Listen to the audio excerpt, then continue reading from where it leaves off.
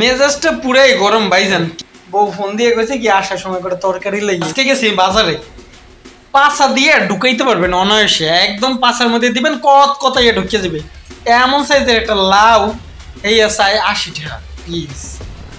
আর একটা লাউ এই যে যে এই সাইজটা পাছাতে ঢুকাইলে একটু ব্যথা পাইবেন, কিন্তু এইটার দাম চাই হয়েছে 100 টাকা প্লিজ।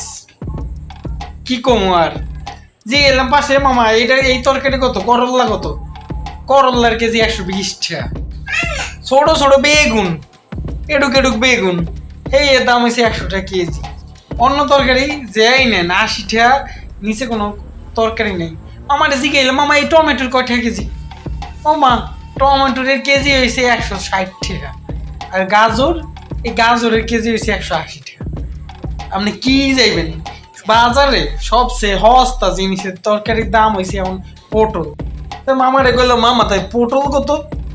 পটলের কেজি হয়েছে 40 টাকা। মামার জিজ্ঞেস করলো মামা হ্যাঁ কা 40 টাকা পটলের কেজি কা? তোমার এই দুন্দুলের কেজি 80 টাকা, তোমার করলার কেজি 120 টাকা, তাহলে পটলের 10 টাকা করছে কি? পটলের কেজি 40 টাকা। দোকানদার কি কয় জানেন? এ মামা পটলের কেজিও বাড়বে। বাড়বে কা? কই মামা অন্য সব তরকারি যে দাম দেখেন না, এর পটলের দাম কি কমাই থাকতে পারে? অ্যাডজাস্ট করতে হইবে না?